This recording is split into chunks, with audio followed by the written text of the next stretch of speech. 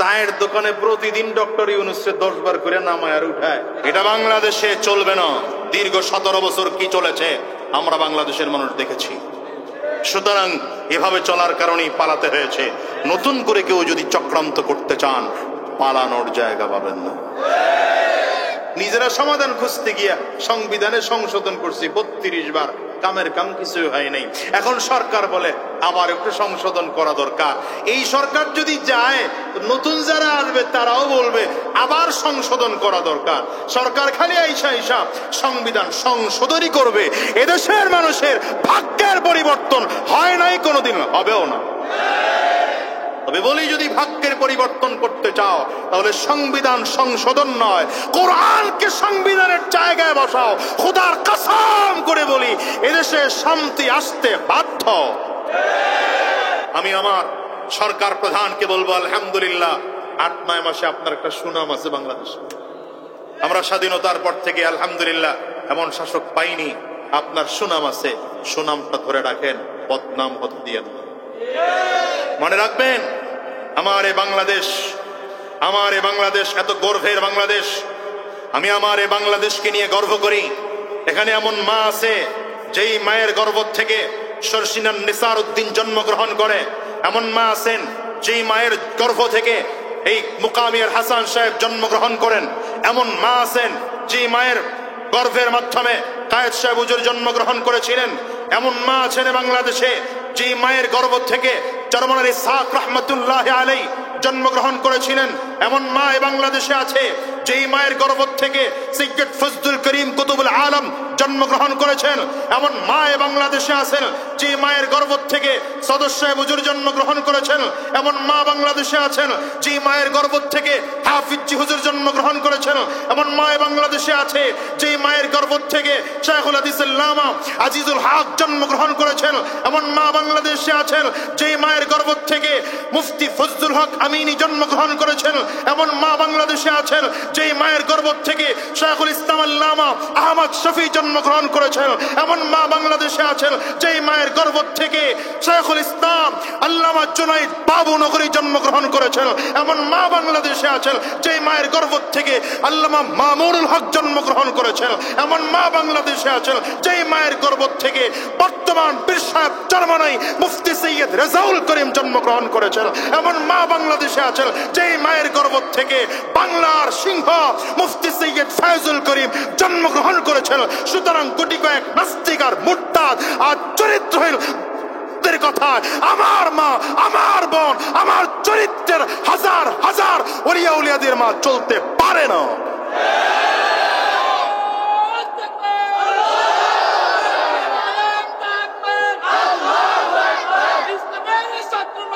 শোনো শোনো, তোমাদের দাম নাই, তোমাদের বন্ধের দাম নাই। আমাদের বন্ধের ইজ্জত আছে, আমাদের মায়ের ইজ্জত আছে, আমাদের বন্ধের চরিত্র আছে, আমাদের মায়ের চরিত্র আছে, আমাদের বিবির চরিত্র আছে। ঠিক কিনা বলেন? কোন চরিত্রহীনের প্রস্তাবে আমার বিবি চলবে না। এই জন্যে আমরা আগেও বলেছি, আজকে হেফাজত ইসলামের প্রোগ্রাম হয়েছে। আমরা সব সময়ের জন্য বলি, এই নারী নীতি নামে এই কমিশন যে প্রস্তাব করেছে এটাকে ঘৃণা ভরে প্রত্যাখ্যান করতে হবে। বলেন, এটাকে কি করতে হবে? এটা বাংলাদেশে চলবে না। দীর্ঘ 17 বছর কি চলেছে আমরা বাংলাদেশের মানুষ দেখেছি। সুতরাং এভাবে চলার কারণেই পালাতে হয়েছে। নতুন করে কেউ যদি চক্রান্ত করতে চান, পালানোর জায়গা পাবেন না। নিজেরা সমাধান খুঁজতে গিয়া সংবিধানে সংশোধন করছি 32 বার, কামের কাম কিছুই হয় নাই। এখন সরকার বলে আবার একটু সংশোধন করা দরকার। এই সরকার যদি যায়, নতুন যারা আসবে তারাও বলবে আবার সংশোধন করা দরকার। সরকার খালি আইসা সংবিধান সংশোধনই করবে। এদেশের মানুষের ভাগ্যের পরিবর্তন হয় নাই, কোনোদিন হবেও না। তবে বলি, যদি ভাগ্যের পরিবর্তন করতে চাও তাহলে সংবিধান সংশোধন নয়, কোরআনকে সংবিধানের জায়গায় বসাও। খোদার কসম করে বলি, এদেশে শান্তি আসতে বাধ্য। এদেশে 92% মুসলমান। এদেশে ইসলাম কায়েম হবে কি হবে নাই প্রশ্ন হবে কেন? 92% মুসলমানের দেশ।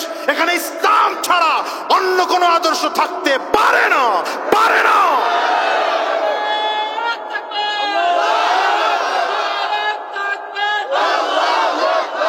এখন নতুন করে সংবিধান সংস্কার করা হবে। আমাদের দেশের নারী কমিশনের লোকজন এরা প্রস্তাব পেশ করলো, আমি প্রস্তাব দিতে চাই, আমি আমার সরকারের কাছে প্রশ্ন করতে চাই, এই 5ই জুলাইয়ের 5 আগস্টের গণ অভ্যুত্থানে এদেশের উলামায়ে কেরামদের সিংহভাগ অবদান ছিল। কি কথা বলেন না কেন? কাদের অবদান ছিল? ছাত্র ভাইদের সাথে উলামায়ে কেরাম যেই পরিমাণ অতপ্রতভাবে নেমেছে, এই পরিমাণ কেউ নামে নাই। বিশেষ করে এ বাংলার জিন্দা আমার শেখ চরমনাই মুফতি সৈয়দ ফয়জুল করিম ঢাকা রাজধানীর রাজপথে নেমেছে, আমিও নেমেছিলাম। সেদিন যদি আঘাত আসতো তো আমার হয়ে যেত, শেখ চরমনাইও যাত্রা হয়ে যেতেন না। কিন্তু বলেন, এই সংস্কার করা হচ্ছে, এখানে 5 জন আলেমরা নেওয়া হয়েছে। আজকে আমার দেশের নারী কমিশন সংস্থা এরা প্রস্তাব পেশ করছে। জানেন প্রস্তাবগুলো কি? আপনাদের কাছে 1-2টা প্রস্তাব দেওয়া জানা আছে হয়তো। প্রস্তাবগুলোর আহারে এগুলো নিয়ে আলোচনা করলে এখন আবার সময় লম্বা হয়ে যাবে, আমি বলবো না, এগুলো সব বলার সময় নেই। আর আপনারা সব বুঝবেনও না, গ্রামের মানুষ তো, গ্রামের তবে অবশ্য এখন গ্রামের পলিটিক্স ভালো চলে। চায়ের দোকানে প্রতিদিন ডক্টর ইউনূসকে 10 বার করে নামায় আর উঠায়। কি কথা নাকি? শহরের লোকজনদের থেকে এখন দেখি বেশি পলিটিক্স বুঝে আমাদের দেশের এই চায়ের দোকানের লোকজন। সেখানে যে প্রস্তাবগুলো দেওয়া হয়েছে এর মধ্যে একটা প্রস্তাব হচ্ছে যে ছেলেরা যদি 4 বিয়ে করতে পারে, মেয়েরা কেন পারবে না? বুঝা বলছেন না? নাউজুবিল্লাহ। হ্যাঁ, বুঝা বলছেন না বুঝা বলছেন? ছেলেরা ইসলামের বিধান অনুযায়ী বিয়ে করতে পারে কয়টা? সর্বোচ্চ কয়টা? তবে শর্ত আছে। আপনি চাইলেই যে বিয়ে করবেন। আমাদের দেশের দ্বিতীয় বিয়ে করার সিস্টেমটা হলো আগের বউয়ের খবরটা বললে না, কথা বলেন। আগের বউয়ের সাথে ঝগড়া হয়েছে, ঝামেলা হয়েছে, ভেজাল হয়েছে, এটা গ্রামের ওই কুরের ঘরের মধ্যে রেখে দিছে। নতুন করে যেটারে বিয়ে করছে, বাকেরগঞ্জ শহরে গিয়া আলাদা ফ্ল্যাট ভাড়া নিয়ে সেই গিন্নিকে নিয়ে থাকে, আর দামি দামি বাজার করে তারে খাওয়ায়, আর কয় জান তুমি আমার দুনিয়ার সব। জুতার পিটা দরকার এগুলো। এটা দ্বিতীয় বিয়ে না, এটা জুলুম করেছো তুমি। এই দ্বিতীয় তৃতীয় বিয়ে করার শর্ত 3টা। উলামায়ে কেরাম বলেছেন কয়টা? 3 শর্ত পাইলে 2 বিয়ে, 3 বিয়ে, 4 বিয়ে করা যাবে। এর মধ্যে 1 নম্বর শর্ত হলো আপনার 2 বিবি বা 3 বিবি বা 4 বিবি চালানোর শারীরিক সক্ষমতা থাকতে হবে। দ্বিতীয় নম্বর, 2 বউ 3 বউ চালানোর মতো অর্থও থাকতে হবে। টাকা পয়সা নাই, বিয়ে করে বেরিয়েছে যে ঢাকায় একটা পাইছি, এটা 4 বিয়ে করছে, 4 বউরে দিয়া 4 জায়গায় ভিক্ষা করায়।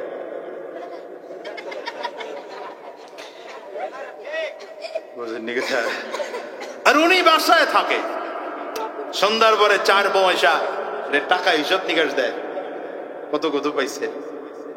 হলো আমাদের দেশের সিস্টেম। আল্লাহ মাফ করুক এই জাতির। কয়টা গেল? 1 নম্বর শর্ত কি বললাম? ভুলে গেছে কত? দ্বিতীয় নম্বর আর্থিক সক্ষমতা। 3 নম্বর ইনসাফ করার মতো যোগ্যতা। ইনসাফ করার যোগ্যতা না থাকলে দ্বিতীয় বিয়ে করা, এটা দেখেন আমার এক উস্তাদ আছেন ঢাকাতে, তিনি 2 বিয়ে করেছেন। একবার আমি গেলাম হুজুরের সাথে সাক্ষাৎ করার জন্য, দেখি দোকানে বসে কিছু কিনতেছেন উনি। যে কাঁচা বাজার করতে গিয়ে কদু কিনছেন, কদু। হ্যাঁ, লাউ চিনেন, কদু চিনেন না মিয়া?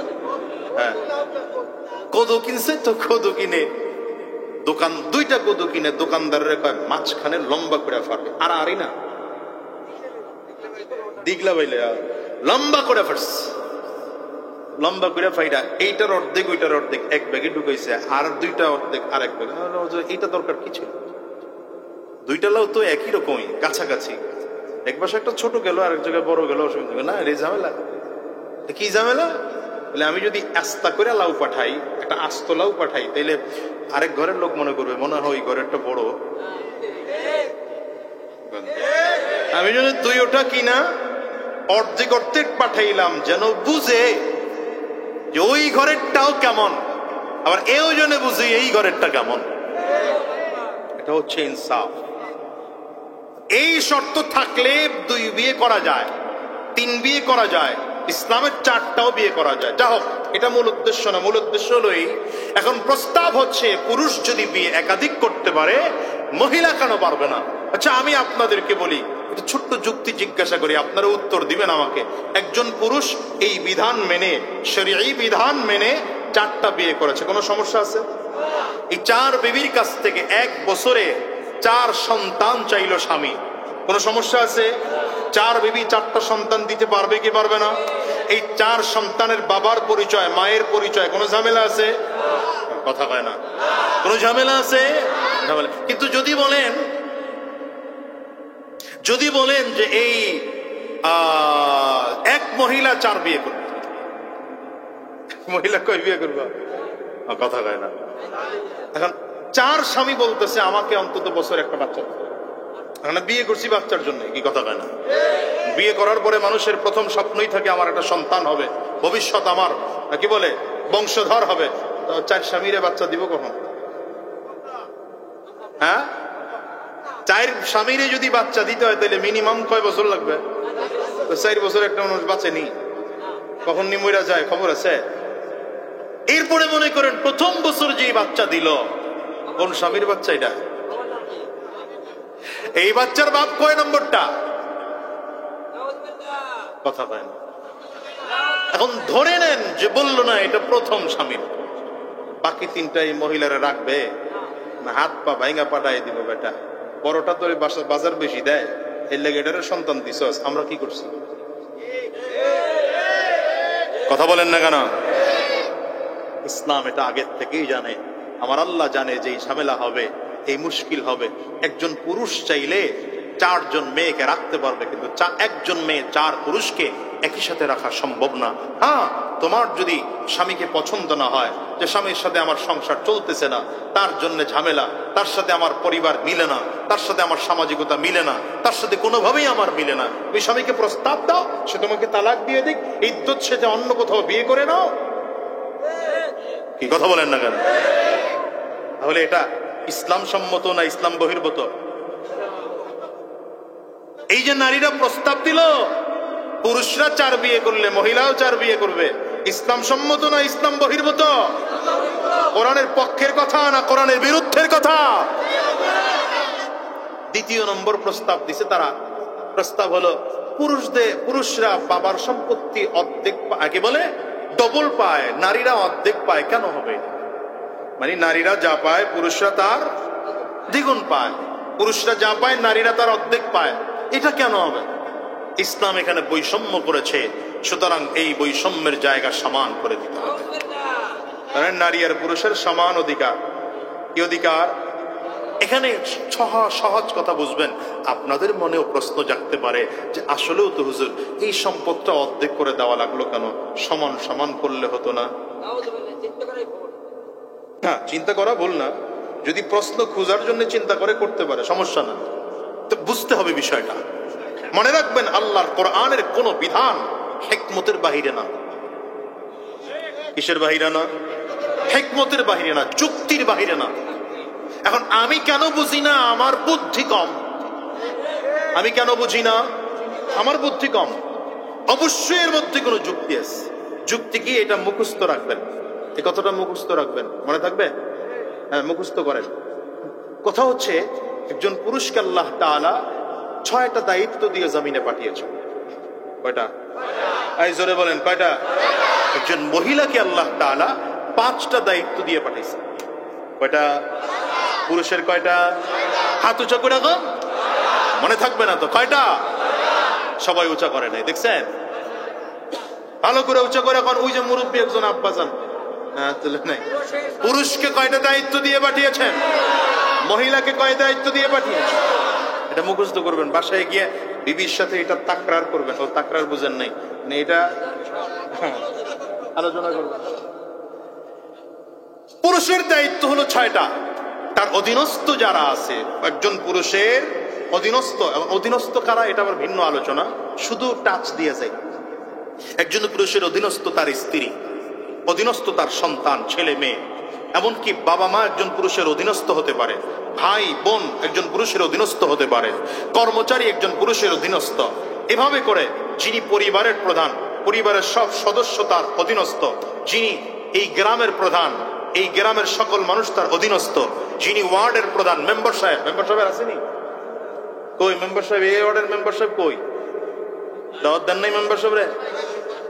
বাসায় যাবে কেন? মেম্বার সাহেব বয়ে থাকবো এনে, মেম্বার গুলার ওয়াজ শুনাইবেন, মেম্বার সাহেবরা ওয়াজ শুনবে, জনপ্রতিনিধি যারা, এগুলো ওয়াজ শোনা দরকার খুব বেশি।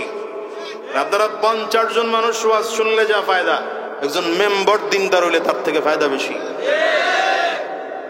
এই ওয়ার্ডের থাক থাক খোঁজা দরকার নেই, এই ওয়ার্ডের দায়িত্বপ্রাপ্ত কে বলেন? মেম্বার। এই ওয়ার্ডের প্রত্যেকটা মানুষ তার অধীনস্থ। চেয়ারম্যান যিনি, ইউনিয়নের প্রধান। আপনাদের এলাকার চেয়ারম্যান কই? দাওয়াত দেন নাই? অসুস্থ? দাওয়াত দিছেন? আচ্ছা, এই ইউনিয়নটা তার অধীনস্থ। কথা বলে না কেন? ইউনিয়নের প্রত্যেকটা মানুষ তার অধীনস্থ।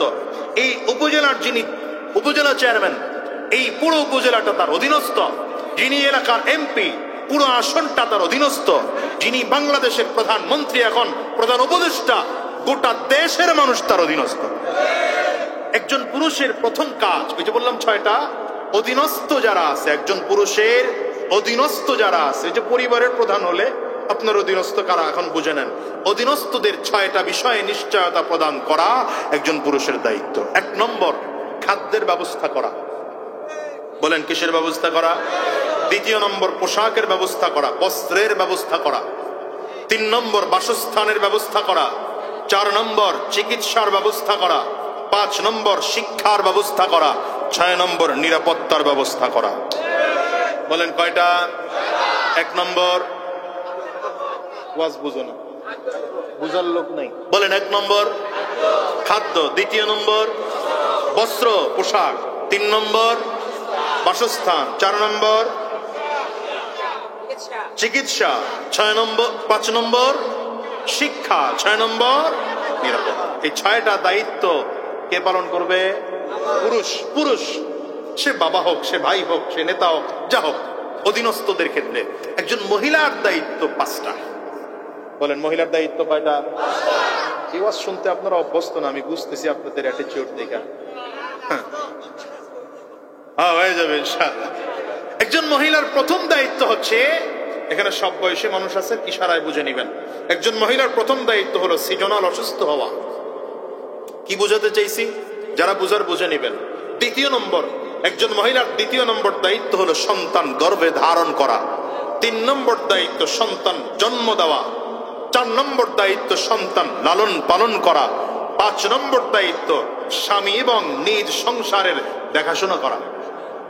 কয়টা? 1 নম্বর। বলেন বলেন বলেন, করে তাকাই রয়েছে, বলেন সিজনাল অসুস্থ হওয়া। 2 নম্বর সন্তান, আপনারা কিন্তু ভালো ছাত্র না, আমার কথা কন না। 2 নম্বর সন্তান গর্ভে ধারণ করা। 3 নম্বর সন্তান জন্ম দেওয়া। 4 নম্বর সন্তান লালন। এখানে একটা ছোট্ট পয়েন্ট আমি বলে যাই, সন্তান সম্পৃক্ত মায়ের কাজ 3টা। কয়টা? সন্তান সম্পৃক্ত, এখানে বাবার কোনো কাজ নাই। 1 নম্বর, মা সন্তান গর্ভে নিবে, বাবা নেওয়ার অধিকার নাই, শক্তিই নাই, সুযোগও নেই। 2 নম্বর সন্তান জন্ম দেওয়া, এখানেও বাবার কোনো সুযোগ নাই, বাবার কোনো কায়দাও নাই, যোগ্যতাও নাই। 3 নম্বর সন্তান লালন পালন করা। যেহেতু 3টা দায়িত্ব মায়ের, এই জন্য নবীজি হাদিসে মায়ের কথা 3 বার বলছেন। বাবা যেহেতু লালন পালনে গিয়ে শরীক হয়, এই জন্য বাবার কথা নবীজি 4র্থবারে গিয়ে বলছেন। কারণ বাবাও লালন পালন করতে গিয়ে ওই ল্যাকটোজেন কিনে দেয় খালি, আর হলো কি বলে যেন, এই যে এখন বেরোইছে কি রে প্যাম্পাস, এটা কিনে দেয়, পোশাক আশাক কিনে দেয়। বাবা কোনোদিন সন্তানের এই বাথরুম সাফ করে না। বাবার গায়ে যদি কোনোদিন সন্তান পেশাব করেও দেয় তো মেজাজ গরম হয়ে যায়। তো মা সন্তানকে কোলে নিয়ে খাইতেছে, পায়খানা করে দিয়েছে মা, সন্তান ওই অবস্থায় খানা রেখে সন্তানকে বাথরুমে নিয়ে যায়, ধোয়া মোছায়া আবার কোলে করে এনে বাকি খানা শেষ করে। তো কয়টা গেল? 4টা। 5 নম্বর সন্তান, স্বামী এবং নিজের সংসার দেখাশোনা করা। এই 5টা দায়িত্ব কার? কথা কয় না তো। কার? নারীর। আর ওই 6টা দায়িত্ব কার? এখন আমার প্রশ্ন ভালো করে বুঝবেন, এই 5টা দায়িত্ব পালন করতে গেলে সম্পদ খরচ হয় না, শুধু জান খরচ হয়, শারীরিক কষ্ট হয় না, টাকা খরচ হয়? সন্তান গর্ভে নিতে টাকা লাগে, কিন্তু যদি চিকিৎসার দরকার হয় দায়িত্ব কার? স্বামীর, বিবির দায়িত্ব না। যদি আপনার অপারেশনও করতে হয়, সন্তান নরমাল হচ্ছে না, ডেলিভারি, তাহলে সিজারও করতে হলে স্বামীর খরচ না বউয়ের খরচ? এই 5 দায়িত্ব পালন করতে গেলে বিবি বা একজন মহিলার পুঁজি লাগে মাত্র একটা, শুধু জান। কিন্তু স্বামীর ওই 6 দায়িত্ব, পুরুষের ওই 6 দায়িত্ব পালন করতে গেলে জান লাগে, মালও লাগে। কি লাগে? জান মাল দুইটাই লাগে। কেন? আপনার ঘরে বাজার নাই, এখন বিবিরে খুব মুসাইতেছেন, আমি তোমার জনমের ভালোবাসি, আমি তোমার জন্য কলিজা কাইটা দিতে পারি। বিবি কইব পক সক বাদ দিয়া বাজারে যাও। কি কথা বলেন না কেন? পুরুষের কি লাগে? জানও লাগে, মালও লাগে। মহিলার কি লাগে? শুধু জান। যেহেতু পুরুষের পুঁজি 2টা, তাহলে বাবার সম্পত্তি দ্বিগুণ, মহিলার পুঁজি একটা, বাবার সম্পত্তি অর্ধেক। বুঝে নেই? ইসলাম বৈষম্য করেছে, ইসলাম বৈষম্য করেছে। এবার আসেন, ইসলাম এখান থেকে না কমায়া দিল? আরে ভাই, দায়িত্বের দিক থেকেও মেয়েকে কত কমিয়ে দিল। শুধু তাই না, ইসলাম নারীর জন্য অধিকার দিয়েছে, একজন নারীকে লালন পালনের টোটাল দায়িত্ব তার বাবার অবর্তমানে ভাইয়ের। যখন এই মেয়েটাকে বিয়ে দেওয়া হলো, টোটাল দায়িত্ব তার স্বামীর। স্বামী যদি বাহিরে 1 গ্লাস পানি পান করে, 1 গ্লাস শরবত পান করে, দায়িত্ব হচ্ছে তার বিবিকেও শরবতটুকু পান করানোর। যদি কোনো বিবি মহিলার বাবা না থাকে, ভাই না থাকে, স্বামী না থাকে, সন্তান না থাকে, তাকে দেখাশোনা করার মতো কেউ যদি পৃথিবীতে না থাকে, তাহলে এই মহিলার দেখাশোনা করার দায়িত্ব সরকারের। কার কার কার কার বলেন? সরকারের। এখন এই মহিলাকে আল্লাহ তাআলা পদ্ধতি করে দিয়েছেন, বিয়ে করলো তো মহিলাকে মোহর দিতে হবে। মহিলায় পুরুষরে মোহর দেয় না পুরুষ মহিলারে মোহর দেয়? স্বামী তার বিবিরে মোহর দেয় না বিবি তার স্বামীরে মোহর দেয়? স্বামী বিবিরে দেয়। কি ঠিক না বেঠিক? বাজার করে দেয় স্বামী, মোহর দিল স্বামী। ওই অফিসের চান্দা, অফিসের বস আসছে দেখাশোনা করা, শ্বশুর বাড়ির লোক আসছে বাজার করা, মসজিদের চান্দা, মাহফিলের চান্দা, মাদ্রাসার চান্দা, অমুক জায়গার সমস্যা, এই জায়গার সমস্যা, সব দায়িত্ব কার? পুরুষের। মহিলার কোনো দায়িত্ব আছে? এখন যদি বলেন আপনি সমান অধিকার লাগবে, তাইলে আমি বলবো সমান অধিকার আপনি কেমনে দিবেন বলেন? কোন দিক থেকে সমান অধিকার দিবেন? আমার মায়ের যে 5টা দায়িত্ব আছে, বলেন কোন পুরুষ পালন করতে পারবে? এই যে 5টা দায়িত্বের কথা বললাম, এদেশের কোন পুরুষ পালন করতে পারবে? কিন্তু পুরুষের যে 6 দায়িত্ব চাইলে মহিলাও পালন করতে পারে। এখন পারবে, পারবে না তা না, পারে। এখন বিষয় হচ্ছে, মহিলার 5 দায়িত্বের একটাও আপনি পালন করতে পারলেন না, বরঞ্চ আপনার দায়িত্ব মহিলার প্রতি চাপিয়ে দিয়ে বললেন অর্ধেক করে পালন করা লাগবে। পুরুষ যদি এমপি হয়, তাহলে মহিলারও এমপি হওয়া লাগবে। এজন্য তারা 300 আসনে 600 এমপি বানাইতে চায়। এখন আপনি যদি বলেন পুরুষ চেয়ারম্যান, তো মহিলাও চেয়ারম্যান হওয়া লাগবে। পুরুষ মেম্বার, তো মহিলাও মেম্বার হওয়া লাগবে। পুরুষ 50 কেজির বস্তা মাথায় নিয়ে বহুদূর হেঁটে যায়, তো মহিলাকেও 50 কেজির বস্তা নিতে হবে। পুরুষ ভ্যান চালায়, মহিলাকে ভ্যান চালাইতে হবে। পুরুষ ঠেলা গাড়ি চালায়, মহিলাকেও ঠেলা গাড়ি চালাইতে হবে। পুরুষ ওয়াজ মাহফিল করে, মহিলারও ওয়াজ মাহফিল করা লাগবে। এই আইন যদি পাশ করে দেন, তাহলে আমার মা বোনদেরকে সমান অধিকার দেওয়া হবে না, বরঞ্চ তাদের প্রতি জুলুম করা হবে। আর সমান অধিকার পৃথিবীর কোনোদিন কাউকে দেওয়া সম্ভব না। এই যে আপনার আমার মধ্যে সমান অধিকার আছে বলেন তো? আমার মধ্যে আপনাদের মধ্যে সমান অধিকার আছে? আমি কোথা থেকে আসছি, বরিশাল থেকে অথবা ঢাকা থেকে আসছি, আমি আপনাদের এলাকার অপরিচিত মানুষ, আমার সামনে চেয়ার দেওয়া হলো, দামি চেয়ার, সব থেকে ভালো চেয়ার, অথচ সভাপতি সাহেবের চেয়ারটাও প্লাস্টিকের। যারা দিচ্ছেন আবার রাগ করেন না, বুঝানোর জন্য বলতেছি। আমার সামনে মাইক্রোফোন দেওয়া হলো, অথচ আপনাদেরকে নিচে বসতে দেওয়া হলো। কই আপনার আমার মধ্যেও তো সমান অধিকার নেই? আছে? কিন্তু আপনারা কি রাগ করলেন? কেন রাগ করেন নাই বলেন তো? সমান অধিকার নাই ঠিক আছে, কিন্তু ন্যায্য অধিকার আছে।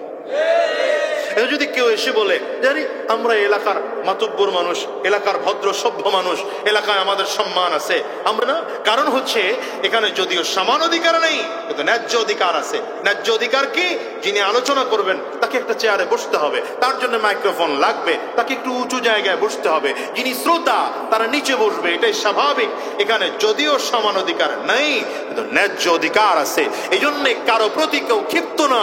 ইসলাম বুঝাতে চায় নারী আর পুরুষের মধ্যে কোনোদিন সমান অধিকার হতে পারে না, তবে ন্যায্য অধিকার হবে। ইসলাম নারী আর পুরুষের মধ্যে ন্যায্য অধিকার প্রতিষ্ঠিত করতে চায়। আচ্ছা, এখন পর্যন্ত যা বললাম এটা ভালো। এরপরে তাদের প্রস্তাব হচ্ছে, এই প্রস্তাবটা মুরব্বীরা জানবেন কিনা আমি জানি না, মহিলাদের প্রস্তাব হচ্ছে যাদের আমাদের দেশে যারা পতিতা আছে, পতিতাদের কি করতে হবে? তারা শ্রমিক, তারা শ্রমিক, এটার স্বীকৃতি দেওয়া লাগবে।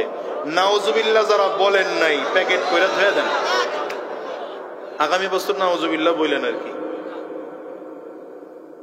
আমি আপনাদেরকে প্রশ্ন করি, বলেন এদেশে চুরি যারা করে, আপনাদের এলাকার চেয়ারম্যান সাহেবের কাছে গিয়ে যদি চোর অ্যাপ্লিকেশন করে আমি যে চুরি করি, এর স্বীকৃতি দেওয়া লাগবে আমি বৈধ চোর। কি করে খাই? আমি কাজ করে খাই, আমাকে এটা স্বীকৃতি দিবেন। আমার জন্য কেউ না লড়ায়, আমার জন্য কেউ না পিটায়, মারধর না করে, আমি যেখানেই চুরি করতে যাব আমার স্বাধীনতা দিবেন। এটা আমার শ্রম দিয়ে কাজ করতেছি, আমার চুরির বৈধতা দিবেন নাকি আপনারা?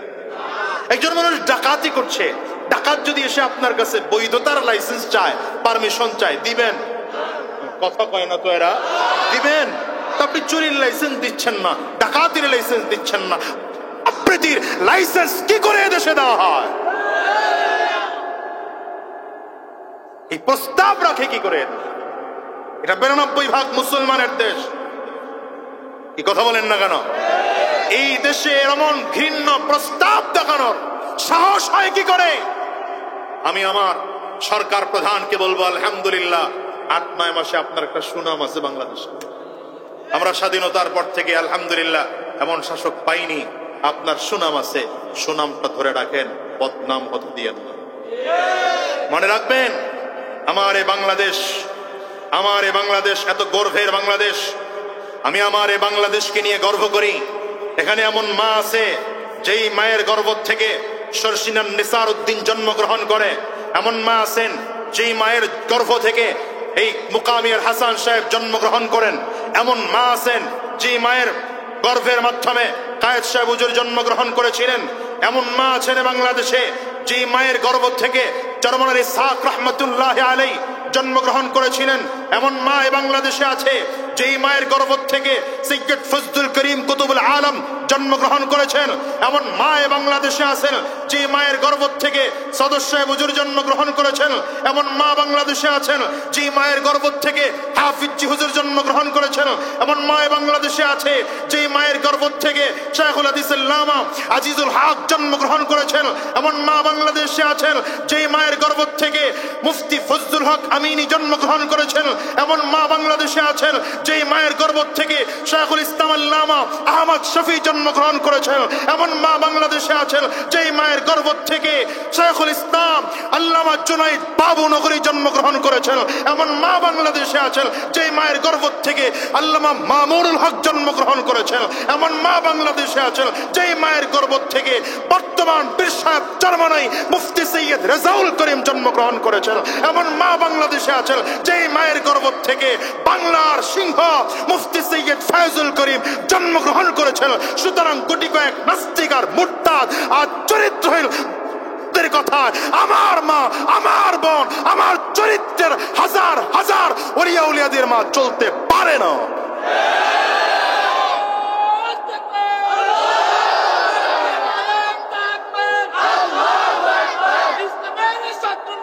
শোনো শোনো, তোমাদের দাম নাই। তোমাদের বন্ধের দাম নাই, আমাদের বন্ধের ইজ্জত আছে, আমাদের মায়ের ইজ্জত আছে, আমাদের বন্ধের চরিত্র আছে, আমাদের মায়ের চরিত্র আছে, আমাদের বিবির চরিত্র আছে। ঠিক কিনা বলেন? কোন চরিত্রহীনের প্রস্তাবে আমার বিবি চলবে না। এই জন্যে আমরা আগেও বলেছি, আজকে হেফাজত ইসলামের প্রোগ্রাম হয়েছে, আমরা সব সময়ের জন্য বলি, এই নারী নীতি নামে এই কমিশন যে প্রস্তাব করেছে এটাকে ঘৃণা ভরে প্রত্যাখ্যান করতে হবে। বলেন এটাকে কি করতে হবে? এটা বাংলাদেশে চলবে না। দীর্ঘ 17 বছর কি চলেছে আমরা বাংলাদেশের মানুষ দেখেছি। সুতরাং এভাবে চলার কারণেই পালাতে হয়েছে। নতুন করে কেউ যদি চক্রান্ত করতে চান, পালানোর জায়গা পাবেন না।